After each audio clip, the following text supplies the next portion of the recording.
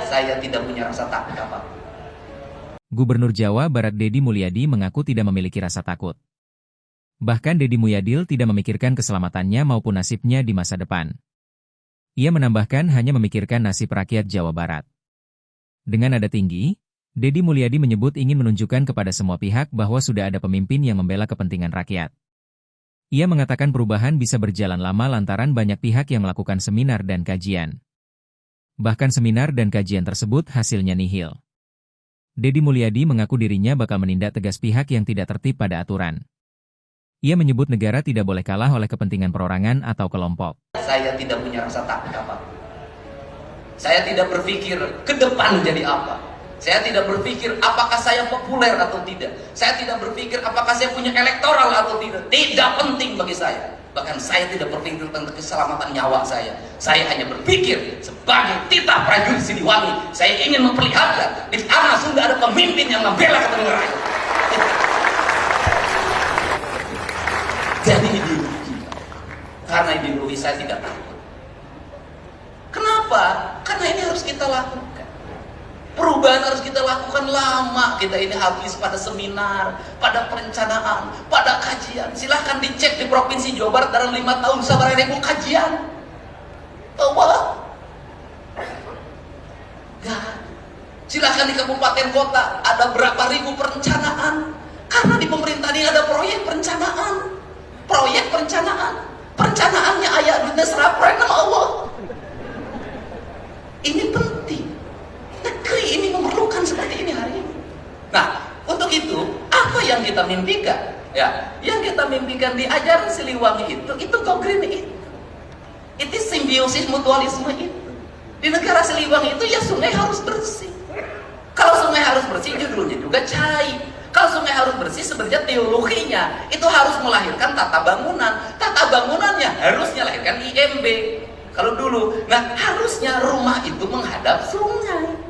Bukan membelakangi sungai. Nah hari ini ya saya bongkar. Kenapa? Karena sungai tidak terlihat, sawah tidak terlihat. Seluruh Jawa Barat jalan rayanya dipenuhi oleh warung. Saya nanya Pak Wali Kota, Pak Gubernur, saya mau beresin BBWS. Itu warung-warungnya. Bapak nggak berani nertibin? Dari dulu Pak. Ya saya tahu dari dulu. Saya nanya, Bapak berani nertibin nggak? Dia mengatakan tidak berani. Ayo wali kota wete wani komo lurah. Ini fakta. Nah, kalau seperti itu apakah saya akan membiarkan? Tidak. Saya akan datengin Pak. Saya akan ajak bicara. Kita kembali pada hak dan kewajiban.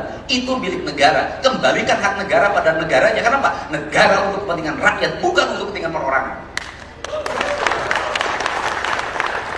Di Indonesia itu, di Sunda itu harus dimulai dengan berani. Kenapa? Kalau tidak mulai, orang Sunda mah turut munding. Orang Cirebon juga sama, ada Sunda kene. Cuma ada 3 variabel kebudayaan di Cirebon. Ada Sunda Cirebon, ada Sunda asalnya dari Priangan, kemudian ada Jawanya Jawa Cirebonan yang dipengaruhi oleh kebudayaan dari Jawa Tengah. Saya paham itu. Nah, kenapa turut munding? Loh, orang Sunda itu kalau sudah dimulai deg beres, Pak. Nanti juga ngomong kabeh, jek aing ge. Nanti ada teman kita yang sahabat kita nanti ngomong, kita teh babaturan aing, wanian. Diajar silat di aing. Orang Sunda. Kemudian orang Sunda tuh begitu karakternya, tuh turut mending nanti rame. Dan itu bisa. Dan hari ini ketika mulai siapa yang melakukan pembelaan terhadap kebijakan Provinsi Jawa Barat, kebijakan kabupaten kota yang beri pada rakyat, Pak. Melakukan pembelaannya pada apa? Dengan memberikan komentar dukungan melalui jejaring sosial. Dan itu demokrasi terbuka, Pak. Dan itu partisipasi publik. Siapa yang melawan arus media sosial, yang itu mendukung kebijakan pembangunan, sesungguhnya dia sedang berhadapan dengan rakyat yang memilihnya sendiri. Download Tribun X sekarang. Menghadirkan lokal menjadi Indonesia.